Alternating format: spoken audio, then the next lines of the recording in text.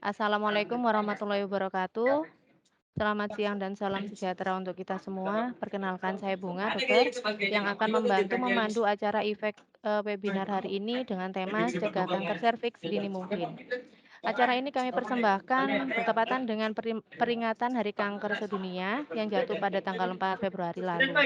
Sebelumnya saya ucapkan terima kasih dan selamat datang kepada ibu-ibu anggota IFEK dan juga anggota PIPMI PT POMI yang telah bersedia meluangkan waktunya untuk mengikuti acara, hari ini.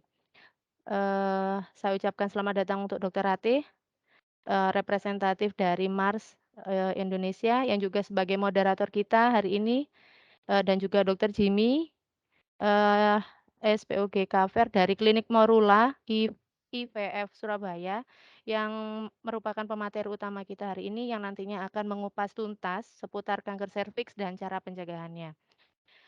Susunan acara webinar hari ini, Dokter, itu ada pembukaan, penjelasan materi yang akan disampaikan oleh Dokter Jimmy, dan mohon dengan sangat kepada ibu-ibu dan mbak-mbak, selama penyampaian materi peserta diharapkan untuk mematikan mikrofonnya agar tidak mengganggu jalannya efek webinar siang ini. Sesi ketiga ada Q&A yang nanti akan dipandu dengan Dokter Ratih, dan nantinya kita akan berikan, eee, 2 gift menarik untuk 2 pertanyaan terbaik yang akan dipilih langsung oleh Dokter Jimmy. Jadi mohon disimak baik-baik ya ibu-ibu dan mbak-mbak semuanya. Dan sesi terakhir itu ada foto bersama sebagai kenang-kenangan untuk acara efek webinar hari ini. Seperti yang ibu dan mbak-mbak ketahui, kanker adalah penyakit yang menjadi momok menakutkan untuk kita semua. Berdasarkan data Global Burden of Cancer Study, Globokan dari WHO mencatat total kanker di Indonesia pada tahun 2002 mencapai 396.914 kasus dan total kematian sebesar 234.511 kasus. Dan kanker serviks menempati urutan kedua setelah kanker payudara dengan jumlah 36.633 kasus atau 9,2% dari total kasus kanker. Tentunya dari data tersebut tentu bisa menjadi kewaspadaan awal untuk kita semua agar dapat meminimalisir faktor pemicu penyakit kanker, khususnya kanker serviks, spesial untuk ibu-ibu dan mbak-mbak ya, dokter. Oke, lalu apa saja faktor-faktor yang bisa meminimalisir pemicu penyakit kanker, khususnya kanker serviks? Langsung saja kita masuk ke acara utama hari ini. Waktu dan tempat saya persilakan kepada Dokter Ratih. Moderator dari Mars Indonesia. Monggo dokter, kami persilakan.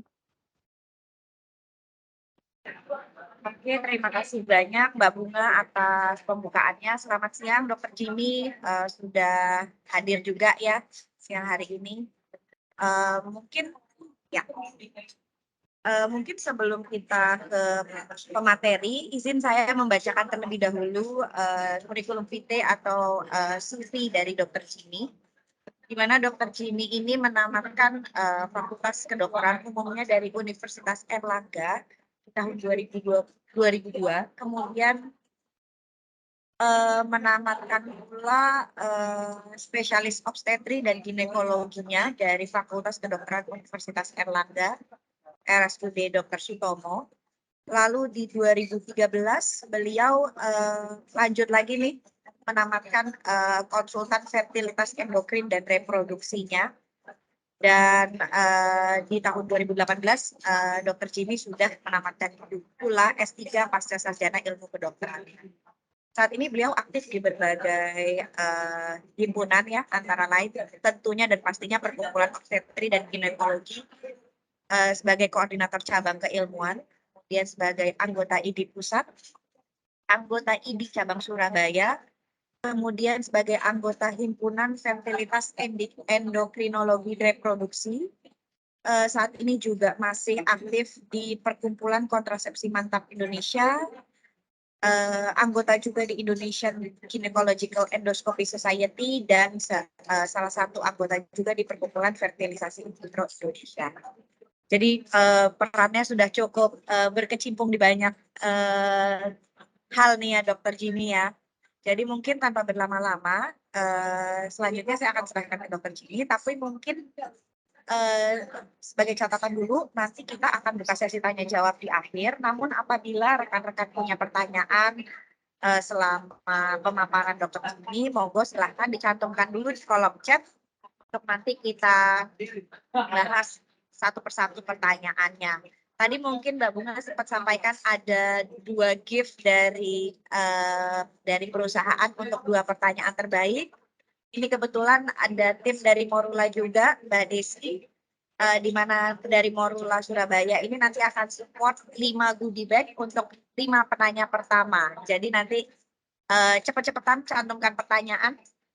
5 penanya pertama akan mendapatkan 5 goodie bag, dan mungkin dari pertanyaan nanti akan dipilihkan 2 yang terbaik ya, yang akan mendapatkan goodie bag menarik juga dari pihak perusahaan. Oke, selanjutnya saya akan langsung serahkan ke dokter di sini.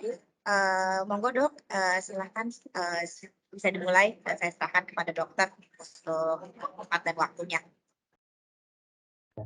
Baik, terima kasih dokter. Suara saya bisa didengar jelas ya? Bisa ya? Baik. Baik, selamat siang. Assalamualaikum warahmatullahi wabarakatuh. Nama saya Dr. Jimmy. Tadi terima kasih sudah dibacakan CV saya. Saya dari Surabaya, dari Morula, dan juga bekerja di UNER. Nah, pada kesempatan siang yang berbahagia ini, izinkan saya untuk mempresentasikan tentang bagaimana bahayanya kanker serviks dan apakah kanker serviks itu bisa dideteksi dan secara awal ya, dan apakah bisa dicegah dan hubungannya apa dengan gangguan kesuburan. Mungkin bisa dibantu share screen dari Mbak Dewi mungkin ya, atau mungkin dari Atau mungkin prolog dulu dok mengenai CA cervix ini tuh apa, mungkin dok ya. bisa sambil kita tunggu slide-nya sebentar. Terlihatkah dokter Rati? Sudah. Oh ya, oke, baik. Sudah kelihatan ya, baik, boleh dimulai dong. Oke. Baik, jadi ini alhamdulillah slide-nya sudah bisa ya. Jadi topik kita kali ini adalah kanker serviks ya, di mana kanker serviks ini ternyata cukup berbahaya ya. Kenapa kok dikatakan berbahaya? Karena dia merupakan salah satu penyebab kematian terbanyak ya, terutama di Indonesia, di mana 50 pasien meninggal setiap harinya karena kanker serviks, dan lebih parahnya lagi 88 kita temukan tiap harinya adalah sekitar 88 kasus baru. Dan memang celakanya lagi kanker serviks ini merupakan dia menduduki peringkat tertinggi ya di Asia Tenggara, terutama di Indonesia, di mana peringkat keduanya diduduki oleh kanker payudara, dan berikutnya adalah kanker dari indung telur. Jadi kanker serviks ini merupakan sesuatu yang mematikan kalau memang kita ketahuinya terlambat. Jadi kenapa kok begitu? Seperti yang di statement ini, bahwa setiap jamnya 2 wanita meninggal karena kanker serviks seperti itu. Oke, nah sekarang kanker serviks ini disebabkan oleh apa? Ya, kanker serviks ini ternyata banyak sebenarnya penyebabnya, bukan hanya satu faktor. Dia sebenarnya penyebabnya adalah multifaktorial. Terutama yang pertama adalah bisa disebabkan karena faktor genetik. Ya, genetik itu artinya memang bawaan, misalnya dari keluarganya ada kena kanker, apalagi kalau kena kanker serviks, maka wanita dari anaknya, terutama yang wanita, itu mempunyai risiko tinggi, lebih tinggi dibandingkan kelompok lain untuk terkena menjadi kanker serviks. Cuman genetik saja tidak cukup ya. Genetik ini seperti peluru ya. Peluru ini tidak akan meletup, tidak akan keluar kalau tidak ada yang memicu. Nah, yang memicu apa? Yang memicu banyak. Salah satunya adalah perilaku kita, multi partner seks misalnya, kebersihan yang kurang baik. Kemudian yang ketiga adalah salah satunya adalah infeksi. Infeksi apa? Terutama adalah infeksi di kemaluan yang disebabkan karena human papillomavirus. Human papillomavirus itu ternyata memang salah satu infeksi di kemaluan yang dapat memicu terjadinya kanker serviks ya, terutama pada orang-orang yang memang sudah ada bakatnya. Ya. Cuma memang tidak semua ya. HPV atau human papillomavirus ini dia yang merupakan risiko tinggi terjadinya kanker serviks itu kalau dia tipenya yang 16 dan 18 ya. Sedangkan yang apa low risk adalah 6 dan 11. Cuman masalahnya kita jangan saya mungkin bukan yang tipe yang tinggi bukan tipe yang tinggi resiko kanker karena nggak mudah untuk mengetahui tipenya ya. Untuk mengetahui tipenya ini kita harus pemeriksaan lagi yang detail yang tidak bisa hanya pemeriksaan sederhana. Oleh karena itu ada baiknya kita jangan sampai kena jangan sampai kena infeksi dari HPV ya. Nah, eh, biasanya gejalanya umumnya adalah tidak ada gejala ya, dia asimptomatis. Cuman pada beberapa kelompok di Indonesia itu 50% pada laki-laki didapatkan kutil ya. Kutil itu kayak ada tonjolan gitu, papil ya atau yang bertangkai ya, benjolan bertangkai di daerah kemaluan atau mungkin ada namanya lain namanya adalah jengger ayam ya kalau bahasa Indonesia. Jengger ayam itu di daerah kemaluan umumnya atau mungkin bisa juga pada orang-orang yang ada gangguan imunitas itu berada di daerah lain misalnya di daerah mulut dan sebagainya. 54% terjadi pada laki-laki dan 46% pada perempuan. Jadi sebenarnya dari HPV ini tidak hanya mengenai orang wanita, tapi juga bisa mengenai orang laki-laki, di mana itu ada data di sini ternyata dia tidak hanya menyebabkan kanker serviks, tapi dia juga bisa menyebabkan kanker vulva. Vulva itu adalah mulut rahim, ya. Kemudian yang kedua adalah bisa menyebabkan kanker di pria, kanker penis, ya. Kemudian bisa juga menyebabkan kanker di orofaring, yaitu di mulut, karena papiloma virus ini bisa juga tumbuh di daerah mulut, ya. Sehingga memang virus ini memang dia dapat menyebabkan perubahan pada DNA, ya, DNA repair atau perbaikan pada DNA yang menyebabkan akhirnya terjadi kesalahan sel yang kemudian sel tadi akan menyebabkan terjadi kanker tadi karena sifatnya berubah sehingga tidak bisa dikontrol dan sebagainya. Ya. Next berikutnya. Nah, kanker serviks ini HPV atau yang disebabkan kanker serviks yang disebabkan oleh HPV ini ternyata lebih banyak mengenai pada usia wanita reproduksi. Ya. Karena memang salah satu faktor pembawanya adalah aktivitas seksual, ya, di mana pada perempuan itu umur 50 tahun itu adalah puncak-puncaknya, di mana terutama pada orang-orang yang punya faktor risiko. Faktor risikonya apa? Tadi salah satunya adalah ada riwayat keluarga. Kemudian yang kedua adalah tadi ada infeksi HPV. Walaupun kita memang tadi yang saya jelaskan bahwa tidak mudah untuk mengetahui tipe virus HPV. Jadi kalau bisa dihindari. Nah, ketiga adalah adanya gangguan imunitas, misalnya orangnya pertahanan tubuhnya rendah. Nah, dan celakanya lagi seperti yang kita lihat di data ini, dia insidennya semakin lama trennya semakin naik. Trennya semakin naik 2009 itu 500, kemudian paling tinggi adalah 2014. Ya ini ada untung ada ruginya ya. Untungnya adalah karena kita bisa berarti artinya dengan semakin banyaknya terdeteksi itu maka kita artinya kemampuan kita untuk mendeteksi dia kita lebih banyak ya. Cuman memang kerugiannya adalah artinya banyak orang yang tertular dari HPV ini sehingga terjadi kanker serviks kalau memang tidak ketahuan secara dini. Bagaimana cara mengetahui secara dini? Sebenarnya mudah dan simple, yaitu dengan cara pap smear.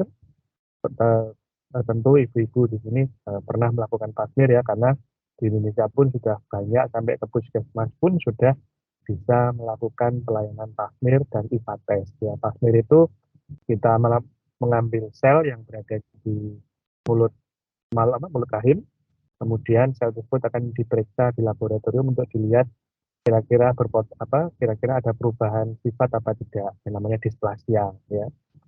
Kemudian selain pap smear juga ada namanya IVA test. IVA test itu adalah salah satu cara untuk melihat gambaran perubahan warna dari sel ya, warna dari lapisan mulut rahim yang berada di perbatasan antara mulut rahim dan vagina, yaitu di daerah serviks namanya. Dengan cara apa? Dengan cara diolesi dengan larutan cuka. Jadi sebenarnya kan cuka itu banyak ya, ada di mana-mana. Sehingga pemeriksaan ini cukup sederhana dan bisa dilakukan di puskesmas. Ya.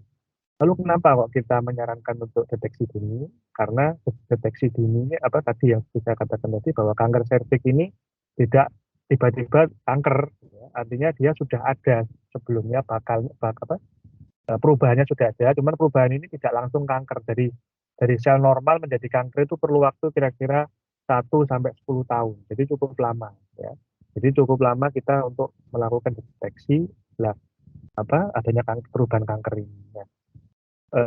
Kelebihan dari deteksi ini adalah apabila kita bisa melakukan kita mendapatkan kasus yang belum kanker, dia masih perubahannya masih ada perubahan saja tapi belum terjadi kanker, namanya displasia ringan, displasia sedang, displasia berat. Kalau kita mendapatkan ini, kita bisa segera lakukan terapi, maka dampaknya akan cukup baik, artinya kemungkinan dia untuk progres menjadi kanker menjadi sangat kecil dan biaya yang dibutuhkan sangat ringan, ya. Dan angka kesembuhannya pun sangat tinggi, ya. Dibandingkan kalau kita ketahuannya sudah kanker stadium 1, stadium 2, ya, rahimnya harus diangkat. Kadang-kadang diangkat pun tidak cukup karena sudah ada penyebaran, kita harus memberikan kemoterapi dan sebagainya. Next, berikutnya. Nah, tadi yang sudah saya jelaskan bahwa penyebab kanker serviks ini banyak, ya. Bisa karena genetik, bisa karena perilaku, bisa karena yang lain, ya. Bisa karena infeksi, dan infeksi juga salah satunya adalah yang pemicunya yang sering kita temui adalah infeksi dari human papillomavirus, ya, yang tentu dengan adanya infeksi ini dibarengi dengan adanya faktor lain, pertahanan tubuh yang kurang, ya, maka sangat memudahkan tumor ini infeksi ini untuk berlanjut menjadi kanker. Dikatakan tadi 8 dari 10 wanita yang terinfeksi HPV ini dapat berlanjut menjadi kanker, seperti itu. Nah, ini dari infeksi HPV ini ternyata dapat menyebabkan 3.600 kasus kutil kelamin dalam 1 jam di seluruh dunia. Jadi ini merupakan salah satu penyakit yang cukup mengganggu dan kadang-kadang kita juga sulit cegah, ya, karena salah satunya awalnya dia tidak ada gejala, ya, kemudian dia tahu-tahu sudah menyebar, mungkin seperti itu. Nah, tadi, ya, jadi infeksi HPV ini dia merupakan pemicu menjadinya kanker serviks, ya. Dan tadi setelah dari HPV ini menginfeksi dari mulut rahim, maka akan terjadi perubahan-perubahan sel di sana. Ya, perubahan sel tadi nggak langsung ganas, dia jinak dulu, perubahan displasia, namanya displasia ringan. Displasia ringan itu mungkin perubahannya hanya di secara kecil, ya, di lapisan tertentu di mulut rahim. Kemudian kalau kita tidak ketahuan, berlanjut lagi menjadi displasia sedang, ya.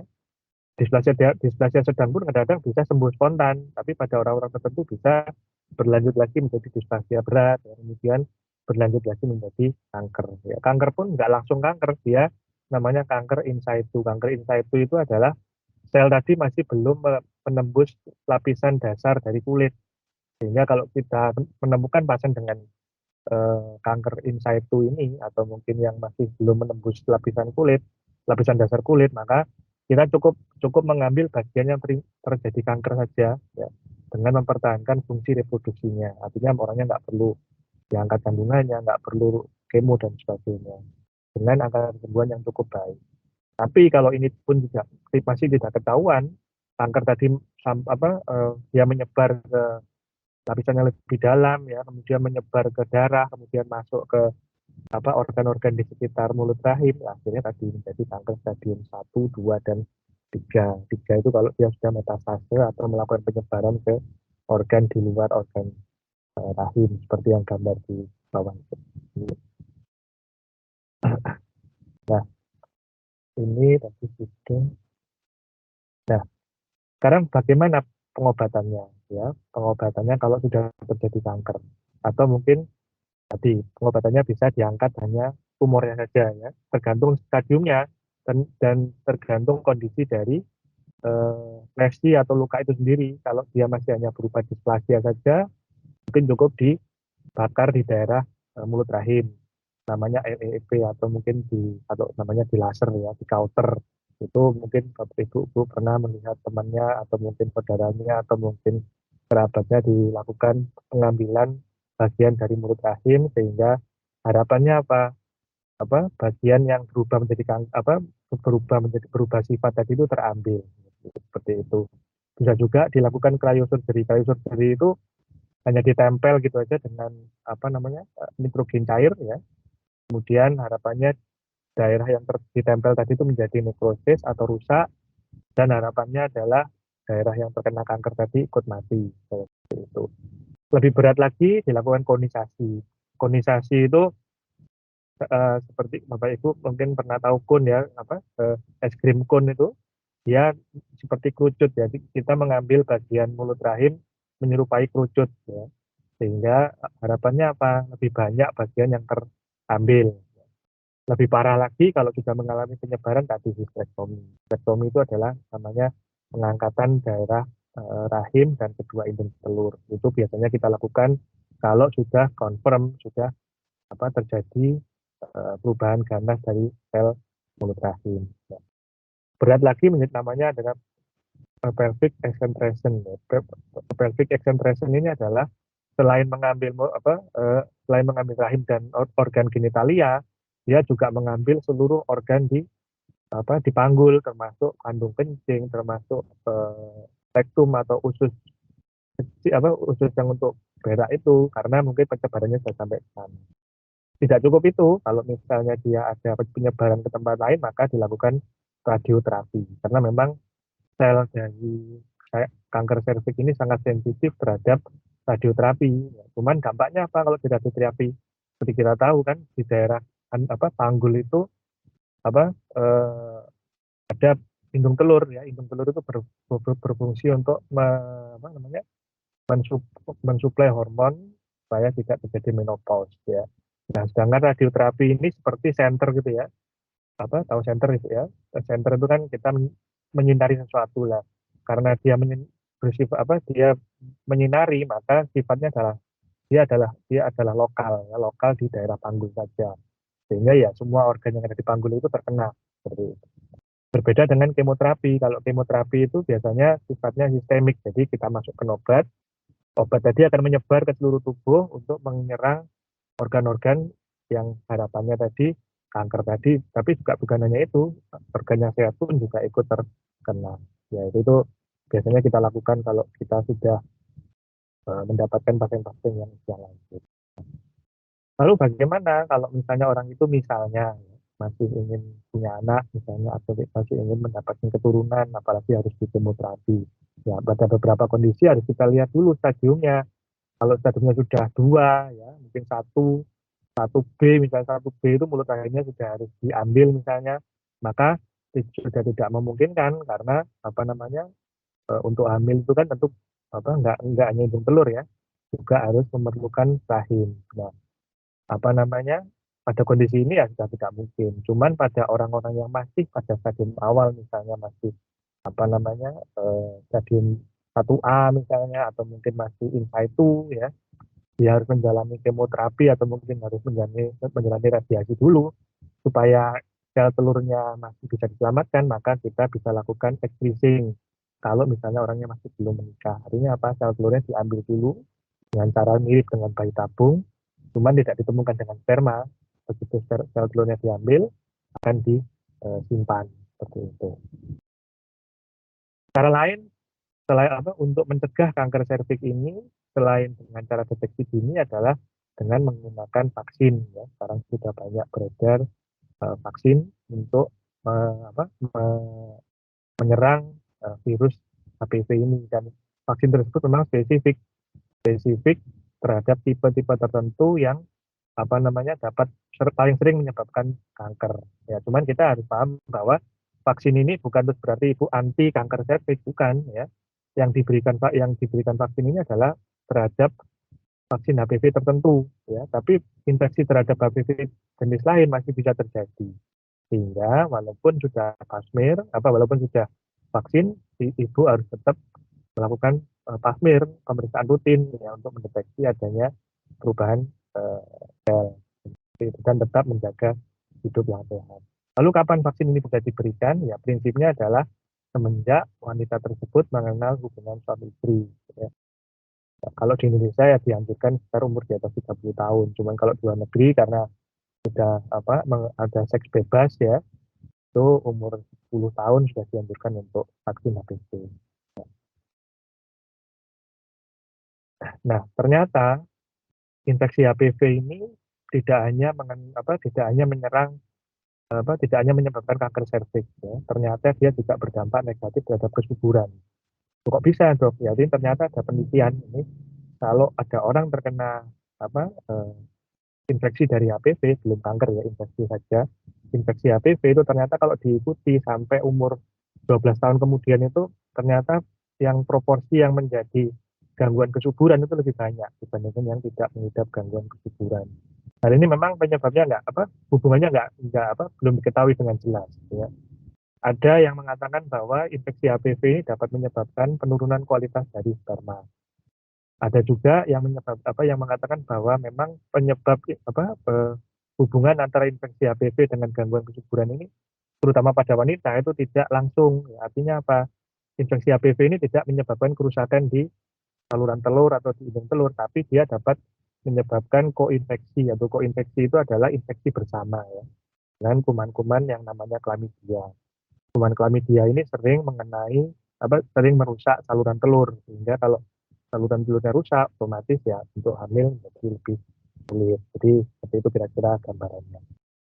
Nah, ini ada penelitian.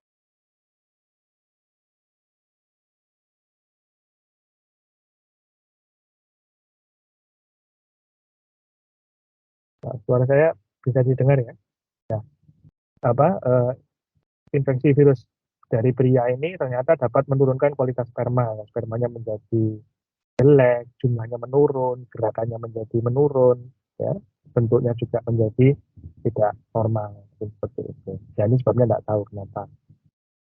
Begitu juga tadi pada wanita ya, pada wanita ternyata orang yang terkena HPV ini itu 9% juga mengidap infeksi dari Chlamydia trachomatis. Ya. Chlamydia trachomatis ini bertanggung jawab terhadap meningkatnya resiko terjadinya kehamilan ektopik, ya, hamil di luar kandungan, hidrosalping, ya, gangguan saluran telur, dan sehingga menyebabkan gangguan infertilitas. Ya, sehingga mungkin pesan saya untuk ibu-ibu dan bapak-bapak sekalian kalau ada, mungkin yang pertama nanti kita harus waspada ya, infeksi virus HPV ini dapat menyebabkan banyak kerugian ya, sehingga caranya adalah bagaimana mencegah. Satu, kita harus menjaga pola hidup sehat. Kedua, vaksin ya. Ketiga, pada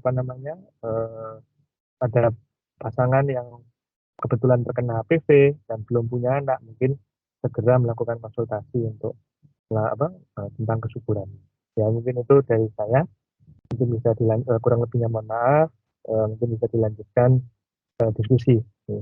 Saya kembalikan ke moderator. Assalamualaikum warahmatullahi wabarakatuh. Baik, terima kasih banyak. Waalaikumsalam warahmatullahi Terima kasih banyak untuk pemaparannya yang sangat jelas, singkat banget jelas ya dok ya, langsung tepat sasaran gitu. Di sini udah banyak nih dok pertanyaannya. Mungkin sekaligus kita juga mention nih 5 penanya pertama yang berhasil mendapatkan feedback. Ada Ibu Aisyah, Elda Sri Wahyudi, Tumas Putri Lailia, Alfiah Dewi, dan Kurotul Aini. Selamat ya untuk 5 nama tersebut berhasil mendapatkan 5 goodie bag untuk 5 penanya pertama. Mungkin saya sampaikan dulu pertanyaan yang pertama ya dok ya, dari Ibu Aisyah. Apakah kanker serviks itu menular? Lalu dari Ibu Elda, apakah kanker serviks itu bisa dicegah dan disembuhkan? Silakan Dr. Jimmy. Ini pertanyaannya cukup menarik ya. Apakah kanker serviks ini menular? Kalau kanker serviksnya tidak. Kanker serviksnya tidak. Cuma yang menular adalah infeksi HPV. Ya. Infeksi HPV ini merupakan salah satu jenis penyakit yang memang bisa menular dari pada saat hubungan suami istri atau mungkin pada perilaku kita yang kurang sehat, misalnya kebersihan dari kemaluan yang kurang baik itu bisa menyebabkan infeksi HPV tadi. Nah, kedua adalah apakah bisa disembuhkan? Ya tadi tergantung dari stadium. Ya, kalau stadiumnya masih awal sekali, masih belum kanker ya, masih namanya displasia atau perubahan lapisan dari mulut rahim, perubahan yang belum ganas, itu sangat bisa ya. Kita mungkin hanya cukup di counter saja, atau mungkin hanya cukup diambil bagian yang diduga ada kelainan, itu sudah cukup, tidak ada terapi tambahan ya, sangat murah dan sangat efektif. Tapi apabila stadiumnya sudah berat, misalnya sudah mulai ada kanker serviks stadium 1, 1A, 1B, mungkin memang harus diambil rahimnya, atau mungkin sekarang sudah ada tren untuk mengambil hanya leher rahim saja, tapi rahim bagian lain ditinggal. Nah, begitu juga kalau dia semakin berat lagi, misalnya stadium 2, stadium 3, ya mungkin bahkan tidak bisa dioperasi, mungkin hanya apa namanya diberikan kemoterapi, mungkin seperti itu. Dibungkus. Ya, ya mungkin kira-kira seperti itu. Oke. Mungkin semoga bisa menjawab. Terima kasih. Oke, baik. Jadi intinya kankernya sih tidak menular ya dok ya, tapi sumber utamanya itu HPV-nya yang bisa menular, dan apakah bisa dicegah? Tentu bisa, tadi yang dokter Jimmy sudah sampaikan di penghujung sesi, bisa dicegah. Dan kalau disembuhkan itu tergantung dari staging atau level penyakitnya, ibaratnya gitu ya dok ya. Ya, betul. Kemudian selanjutnya pertanyaan dari Kusuma Suti, saya sudah vaksin HPV lengkap, apakah perlu dilakukan booster dan pada tahun berapa melakukan booster tersebut? Ya, terima kasih. Jadi setahu saya memang sampai saat ini belum ada penelitian yang menunjukkan bahwa booster itu bermanfaat ya. Jadi memang sepertinya belum ada anjuran untuk booster. Jadi cukup hanya vaksin sekali. Kan vaksin itu ada serinya ya, ada sorry, ya namanya seri ya. Jadi ada seri pertama, kemudian diikuti vaksin berikutnya 3 bulan kemudian sampai 6 bulan dan sebagainya. Itu adalah satu paket ya, bukan namanya bukan booster ya. Nah, yang dikatakan booster itu nanti misalnya 10 tahun lagi ini perlu vaksin, itu ternyata masih belum ya. Belum ada anjuran ke sana. Cuman yang penting adalah selain vaksin, ibu harus tetap melakukan screening ya, tetap melakukan screening, melakukan pap smear, melakukan tes ya, di puskesmas pun bisa ya untuk mendeteksi apakah ada perubahan tadi. Mungkin seperti itu yang menurut saya paling penting dibanding kalau kita mungkin harus melakukan booster. Oke, baik. Jadi daripada melakukan booster yang memang secara teorinya belum diimplementasi ya dok, lebih baik melakukan screening yang rutin ya. Kemudian Ya. dari Bu Alfiah, seberapa penting dan efektifkah vaksin serviks untuk mencegah kanker serviks, dan sampai batas usia berapa vaksin itu efektif? Silakan dok. Ya, Ibu. Jadi vaksin ini memang cukup efektif ya, karena vaksin ini tadi dia spesifik untuk virus HPV tipe yang paling sering menyebabkan kanker ya. Cuman tadi dia tidak 100%. Karena apa? Karena HPV itu kan banyak tipenya itu. Kayak misalnya COVID itu kan ada COVID yang dulu itu ada yang alfa, beta, sekarang orto dan sebagainya ya. Itu sama seperti itu ya. Cuman perbedaannya kalau COVID itu gampang bermutasi, HPV ini enggak ya. Nah, HPV pun juga ada tipenya lah. Tipe yang paling sering itu 11, 16, 18 tadi kalau nggak salah. Nah, itulah yang dibuat vaksinnya. Karena vaksin itu spesifik, Bu. Jadi tidak bisa terus vaksin terus kena semua virus HPV, itu belum ada. Nah, sehingga tetap tadi walaupun ibu sudah vaksin tetap harus vaksin ya. Apakah masih efektif sampai umur tua? Ya masih cukup efektif seperti itu. Oke, ya, terima kasih. Jadi artinya nggak ada masa expired. Wah, kalau di vaksinnya di umur 40 jadi nggak efektif gitu, nggak ada ya dok ya. Selama memang bisa dilakukan ya silahkan dilakukan ya, apapun. Kemudian untuk pertanyaan berikutnya, apakah KB hormonal bisa menjadi salah satu faktor penyebab kanker serviks? Ya. Silakan dok. Ya, baik. Justru KB hormonal ini dapat mengurangi insiden dari kanker serviks. Kenapa kok terjadi kanker serviks? Atau kenapa kok terjadi infeksi dari HPV? Karena eh, lokasi yang menjadi pemicu terjadinya kanker serviks itu namanya kalau istilah kedokterannya adalah squamocolumnar junction. Itu adalah perbatasan lapisan dinding mulut rahim dengan lapisan dinding vagina. Itu karena berbeda sel ya.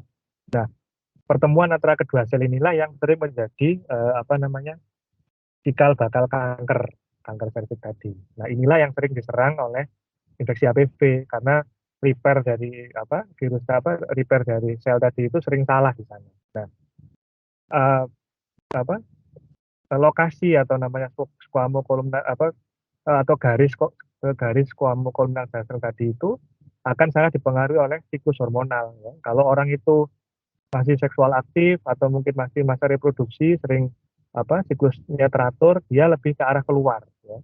lebih ke arah eh, lebih ke arah vagina, sehingga kalau misalnya hubungan suami istri ada infeksi HPV dia lebih gampang kena.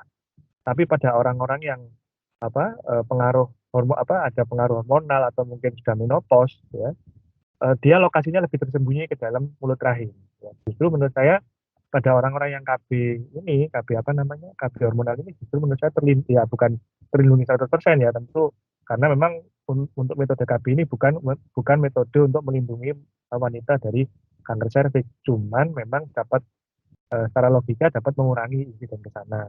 Kenapa? Karena pada orang yang menggunakan KB progesteron itu lendir serviksnya lebih kental sehingga dia tidak mudah untuk ditembus oleh kuman ya, mungkin salah satunya virus, mungkin seperti itu. Jadi kaitannya adalah ke hormonnya itu akan mempengaruhi ke letak tadi lapisan-lapisan ininya ya dok ya, sel squamocolumnarnya itu ya dok ya. Maaf dok, masih termute dok. Ya, betul sekali Bu. Jadi Ya. selain mempengaruhi lokasi, dia juga mempengaruhi kekentalan lendir serviks. Ya. Oh, benar ya, kenalan lendir serviks ya. Baik, baik. Oke, jadi ada pengaruhnya ya, ibaratnya penggunaan KB hormonal. Kemudian KB hormonal ini bukan metode untuk mencegah tadi ya. Ya. Cuman tetap pencegahan dan ininya ya yang tadi dokter sampaikan ya dok ya. Oke, selanjutnya apa saja syarat dan persiapan yang dilakukan sebelum pemeriksaan pap smear dan IVA test? Dan apakah kanker serviks ini bisa menyebabkan kemandulan atau sulit punya keturunan? Silakan dok. ya, Bu. Jadi pertanyaan cukup menarik ya. Persiapan apa ini cukup penting ya. Karena memang untuk pap smear ini kan kita mengambil sel-sel yang jatuh ya. Kita bukan biopsi ya. Biopsi itu kita mengambil sel yang nempel itu kita cuil, kita ambil itu namanya biopsi, itu berbeda. Pap smear ini hanya mengambil sel yang squamosal. Kalau ibarat pohon itu kita tidak mengambil daun yang nempel di dahan, tapi daun yang jatuh ya. Daun yang sudah jatuh-jatuh itu kita ambil, kita lihat selnya. Nah, jadi kita mengambil sel serviks atau mulut rahim yang memang ada di lendir serviks. Nah, hal ini akan terganggu apabila misalnya sebelum pap smear tadi ibunya cebok dengan sabun misalnya, atau mungkin menggunakan larutan tertentu yang dapat mengurangi sel di sana, atau mungkin habis hubungan suami istri misalnya seperti dalam 24 jam sebelumnya, itu mungkin bisa dihindari dulu. Dan yang kedua adalah paling ideal pap smear ini dilakukan pada saat begitu bersih haid ya, karena sel-sel radang di mulut rahim ini sangat dipengaruhi oleh hormon. Sering pasien datang pada saat sudah melewati masa subur, di mana pada saat itu sel-sel radang sudah tinggi. Dan nanti dia keluar hasilnya adalah radang menahun. Padahal ya bukan radang ya, karena memang pada saat itu kondisi hormonnya tinggi menyebabkan sel-sel radangnya tinggi. Jadi paling baik adalah begitu bersih haid ya, dalam minggu-minggu pertama ini ibu melakukan pap smear. Nah, cuman kalau IVA ya tidak ada hubungannya dengan itu. IVA itu lebih ke arah apa namanya, asal tidak dalam kondisi hamil saja. Seperti itu. Dan yang berikutnya adalah apa itu, apakah dapat menyebabkan kemandulan ya. Kalau kanker serviksnya ya, kalau sudah terkena kanker serviks stadiumnya berat ya, jelas saja ibu sulit untuk punya anak, karena kan apa namanya ya, spermanya nggak bisa masuk kan, mulut rahimnya sudah tertutup, gitu, seperti itu. Oke, ini itu yang bisa saya sampaikan. Oh, oke. Jadi sebenarnya maksudnya kalau misalnya kankernya semakin besar ya otomatis ya secara anatomi aja ya dok. Jadi jalannya tertutup gitu ibaratnya gitu ya dok ya. Oh, baik. Menarik dok. Kemudian selanjutnya ada pertanyaan dari Ibu Cahyani. Apakah kanker serviks dapat ditemukan secara total? Tadi mungkin sudah ada pertanyaan serupa juga ya. Intinya penyembuhannya ini tergantung dari tingkat kesulitan penyakitnya atau level atau stadium tadi. Kemudian apakah ada kemungkinan akan terkena penyakit kanker serviks lagi setelah disembuhkan? Jika bisa, Ya. apa yang menjadi penyebabnya? Oh, mungkin kekambuhannya ini kira-kira karena apa dok? Ya, Silakan dokter betul. Jimmy. Nah, ini pertanyaan penting ini ya. Jadi, apakah misalnya orang ini sudah dioperasi misalnya, sudah positif kanker, lalu diambil diambil selnya, diambil rahimnya ya. Tadi di bidang onkologi itu dikenal namanya relapse. Relapse itu artinya sudah sembuh, sudah tidak ada sel lagi, tapi itu suatu saat timbul lagi. Sama satunya adalah kekambuhan. Jadi agak berbeda relapse dan kambuh. Kalau kambuh itu mungkin dulu masih ada sisanya, atau mungkin residif ya. Residif itu dulu masih diambil tidak tuntas, kemudian tumbuh lagi. Nah, kalau yang dikatakan kambuh atau relapse itu masih bisa ya, karena memang di sana itu mungkin masih ada perubahan-perubahan sisa-sisa sel tertentu yang sel-sel yang kanker yang mungkin pada saat itu masih belum masih ada displasia tadi, pada saat diambil tadi tidak terdeteksi ya, karena kan biasanya kita mengambil kalau kita mengoperasi tumor itu kan kita ambil sampai jaringan yang sehat pun terambil. Cuman kan pada beberapa kondisi itu misalnya jaringan tumor yang ganas tadi itu mengenai sampai daerah yang vital ya, kita kan nggak mungkin mengambil semua ya, otomatis ya ada beberapa yang harus yang ditinggal. Nah, pada kondisi tertentu inilah yang bisa menjadi relapse tadi ya, sehingga tetap anjuran kita pada orang-orang yang walaupun sudah dinyatakan sudah diambil kandungannya, sudah dinyatakan sembuh ya misalnya tanda petik, tetap harus dipantau ya, tetap harus dipantau apakah ada aktivitas kanker lagi. Biasanya di istilah onkologi atau di istilah kanker itu adanya 5-year survival rate ya, di mana kita 5 tahun ke depan ini kita lihat misalnya 100 orang yang dioperasi kanker serviks, 5 tahun kemudian berapa yang masih tetap tidak ada aktivitas kanker ya, berapa yang ternyata masih sudah ada aktivitas kankernya, atau mungkin berapa yang misalnya terjatuh ke kondisi yang kritis misalnya seperti itu. Semoga bisa menjawab. Oke, baik. Terima kasih banyak dok pemaparannya. Semoga menjawab ya Bu Cahyani. Oke, selanjutnya. Oke, apakah pengobatan kanker serviks ini di cover BPJS hingga tuntas? Aku nggak tahu nih apakah kira-kira mungkin dokter mengetahui juga informasi mengenai apakah kanker serviks ini di cover oleh BPJS hingga tuntas atau tidak. Tapi pengalaman kami di rumah sakit sih biasanya diagnosa ini dapat dijaminkan dengan BPJS selama memang mengikuti prosedur perujukannya. Betul ya dok ya? Tapi mungkin monggo ditambahkan dok, kalau untuk case-case di Surabaya sendiri, di Sutomo kalau misalnya kemoterapi Ya. atau misalnya operasi seperti itu ketentuannya seperti apa dok kalau di Surabaya? Ya, itu yang pengetahuan saya memang masih di cover Ibu. Ya, cuman memang obat kemo itu kan banyak sekali ya. Selama obat kemo tadi itu masih jenjangnya masih sesuai, itu masih di cover. Masih di cover sampai selesai sampai selesai regimen terapinya tadi. Cuman memang ada obat-obat tertentu misalnya yang ini perlu obat yang di luar protap, ini di luar prosedur. Misalnya kasus tertentu itu mungkin ada beberapa obat yang memang tidak di cover. Cuman sebagian besar memang di cover. Sampai tindakan operasinya pun di cover. Cuman ya tadi, apa namanya, ya ada baiknya kita tidak menggunakan coverage ini. Karena apa namanya ya tadi kan terkait dengan kesembuhannya yang memang tidak 100%. Mungkin seperti itu. Oke, ya. Oke, baik. Kemudian selanjutnya dari Ibu Bunga, dokter, apakah ISK atau infeksi saluran kemih juga bisa menjadi salah satu pemicu kanker serviks? Nah, menarik nih dok. Kira-kira gimana nih dok? ISK ini apakah nanti nyambung juga ke HPV lalu menjadi kanker serviks atau enggak sih dok sebetulnya?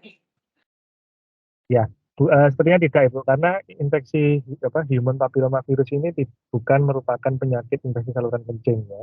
Dia merupakan infeksi di kemaluan yang tadi bisa ditransfer, bisa ditularkan melalui aktivitas hubungan suami istri maupun kebersihan tadi, tapi tidak dari apa namanya infeksi kencing seperti itu. Oke, selanjutnya seberapa besar resiko dok? Seberapa berisikonya jika punya keluarga yang memiliki keturunan kanker serviks? Oke, ini mungkin secara genetik ya dok ya. Misalnya keluarganya punya kanker serviks, itu seberapa besar sih persentasenya menurun ke anggota keluarga yang lain? Dan apakah mungkin ditambahkan dari sini, apakah keluarganya tersebut harus rutin melakukan screening tahunan, marker, atau mungkin IVA test dan lain sebagainya, itu apakah menjadi mandatori atau gimana dok? Ya, itu makasih pertanyaannya. Jadi biasanya kalau keluarga ini tergantung ringnya ya. Ring 1 itu mungkin keluarga kandung, ya, orang tua, atau mungkin apa namanya bapak, ibu, saudara kandung, itu memang tinggi ya. Kemudian kalau misalnya saudara jauh, misalnya tantenya, itu ya ada resiko cuman lebih turun lagi.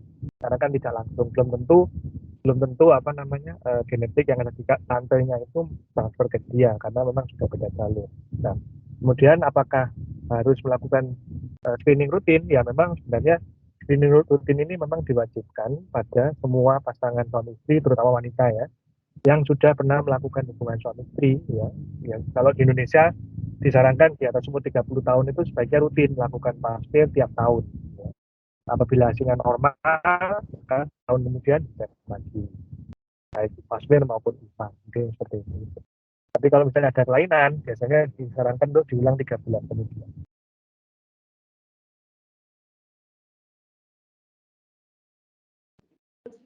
Oke, baik.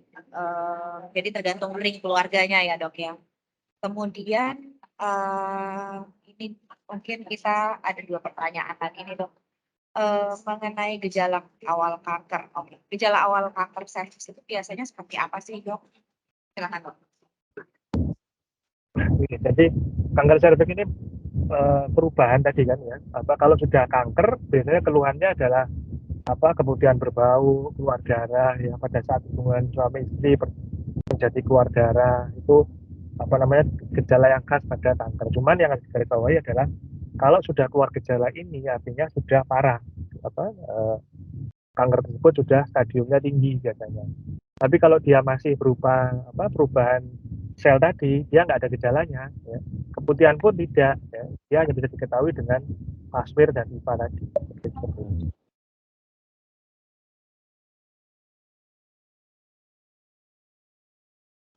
Oke, selanjutnya pertanyaan dari Ibu Julia.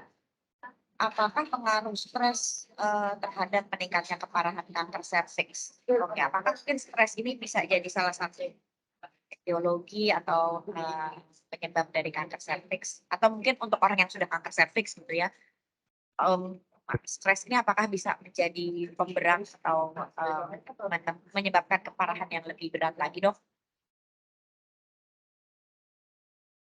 Ya, jadi memang betul sekali Bu, stres ini memang bukan penyebab utama ya. Bukan penyebab utama, cuman dia dapat memperberat karena dengan stres yang jangka panjang ya. Stres kronis ini dapat menurunkan imunitas ya.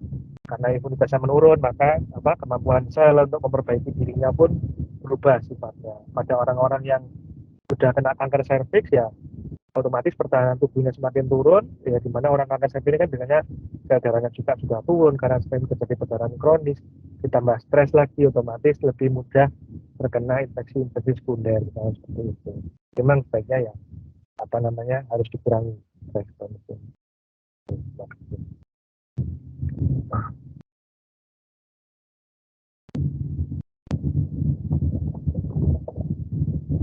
Ini ada pertanyaan yang terakhir nih sepertinya. Mungkin karena sudah jam 2.29, mungkin kita jadikan pertanyaan Bu Eka ini pertanyaan terakhir ya, mengenai pemakaian pembalut. Kita sering dengar katanya penggunaan pembalut atau bahan-bahan tertentu dalam pembalut itu bisa menjadi pemicu kanker. Itu apakah benar atau enggak, Dok? Mitos apa fakta? Terus kalau memang ternyata itu fakta, rekomendasi pembalut yang aman itu seperti apa? Oke, silakan dokter. Ya, jadi Ibu untuk pembalut ini selama Ibu memakai pembalutnya sendiri ya, insya Allah bukan pemicu penyebab terjadinya kanker ya, karena tadi infeksi virus HPV ini ditransfer melalui hubungan suami istri itu utamanya, atau mungkin kebersihan dari kemaluan ya. Tapi memang pembalut ini itu kalau dia dipakai dalam jangka waktu lama, lembab, itu memang sering menyebabkan infeksi, tapi bukan HPV Ibu, biasanya infeksi jamur atau infeksi dari kuman BV atau bakterial vaginitis, itu tidak berhubungan dengan kanker seperti itu. Oke, jadi pembalut apapun aman ya, Dok, harusnya. Oke, aman. Tapi mungkin lebih ke faktor higienitas ya. Mungkin ada tata cara penggunaan pembalut per berapa jam itu harus diganti dan lain sebagainya. Mungkin aku ada satu pertanyaan terakhir, Dok. Sering kali mungkin kita dengar ada kasus endometriosis atau mungkin kista yang letaknya agak bawah gitu ya. Itu kira-kira bisa berpotensi nantinya menjadi kanker serviks, dan apakah itu nantinya bisa mempengaruhi ke proses ini ya, reproduksi untuk memiliki keturunan. Kira-kira ada kaitannya nggak ya, Dok, ya, kista untuk berkembang atau berevolusi menjadi kanker serviks gitu? Karena mungkin orang-orang sering ini juga nih, Dok, penasaran gitu. Iya Ibu. Jadi gini, kalau kista itu macam-macam. Ada kista ganas, ada kista jinak ya. Kista jinak itu ada yang endometriosis dan bukan endometriosis.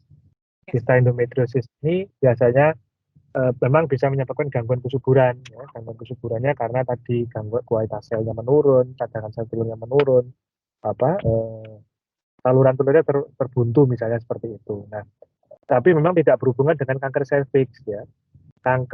Endometriosis ini memang kecil sekali kemungkinannya untuk menjadi kanker.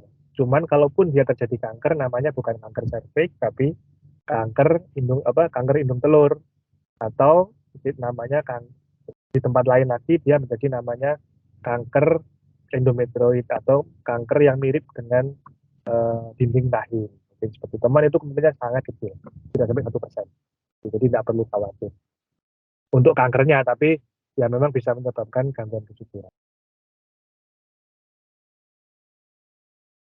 Oh maaf, ternyata ada satu yang raise hand ya, Mbak siapa ini ya yang raise hand ya? Silakan mungkin Mbak Dwi, silakan Mbak. Iya, terima kasih. Dokter, saya mau tanya, di sini kan saya belum mengikuti vaksin HPV. Terus saya juga mengikuti KB hormonal suntik, jadi di sini saya tidak menstruasi. Jadi kan saya tidak tahu itu kapan masa suburnya ya, Dok. Kemarin saya melakukan pap smear, insya Allah rutin setiap tahun, Dok. Dan di situ saya ditemukan adanya di hasil pap smear itu ada proses keradangan. Dalam hal ini apakah keradangan ini disebabkan karena apa ya, Dok? Terus apa perlu diobatin? Dan di sini disarankan 3 bulan berikutnya akan diadakan pap smear ulang. Mohon penjelasannya, Dokter. Ya, Ibu, jadi pertanyaan menarik ya. Ibu ini menggunakan KB suntik 3 bulan. KB suntik 3 bulan itu isinya adalah hormon progesteron ya.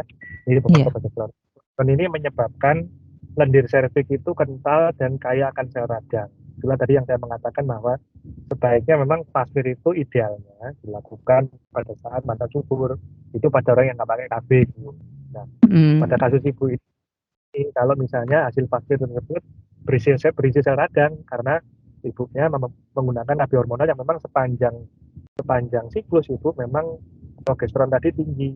Nah, itu mungkin pada saat ibu pasmir perlu disampaikan ke dokternya supaya nanti dicatat bahwa peningkatan sel radang ini apabila tidak ditemukan kuman yang lain, ya mungkin bisa dihubungkan dengan penggunaan KB ini, mungkin seperti itu. Iya. Apakah masih perlu kalau memang itu ditemukan karena suntik tersebut, apakah perlu ada pengulangan tes lagi, Dok, setelah 3 bulan? Ya, mungkin sebaiknya ya ibu diulang, tapi kalau tetap hasilnya tetap seperti itu dan tidak ada gejala infeksi lain, ya mungkin tetap aja ibu kalau waktunya vaksin ya vaksin aja, mungkin seperti itu.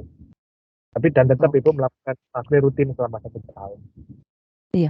Oh, berarti tetap harus ini ya, Dok, harus vaksin ya, Dok? Iya ibu, harus vaksin itu memang disarankan untuk mengurangi risiko kanker tadi. Iya. Sekarang saya di usia 50 masih bisa ya, Dok? Oh masih aja ibu, masih. Masih. Oke. Baik, makasih dokter. Sama-sama. Baik, rasanya semua pertanyaan sudah terjawab nih. Jadi mungkin bisa kita simpulkan adalah kanker serviks ini pastinya bisa menyerang perempuan manapun gitu ya dok ya. Tapi mungkin ada baiknya untuk wanita-wanita yang sudah sexually aktif atau sudah punya riwayat melakukan hubungan seksual, ada baiknya untuk rutin melaksanakan screening yang tadi dok Vivi sampaikan, baik pap smear ataupun tes dan melakukan vaksinasi sebagai bentuk pencegahan. Jadi tentunya kita semua wanita harus aware dan harus selalu menjaga kesehatan organ intim kita ya. Oke, mungkin kita langsung masuk ke sesi pemilihan dua pertanyaan terbaik nih dok. Dari sekian banyak pertanyaan yang tadi saya sampaikan, kira-kira ada yang paling menarik, paling unik atau mungkin paling wow gitu. Ada nggak dok? Ya mungkin yang terakhir tadi ya yang menggunakan KB tadi itu bisa dipilih.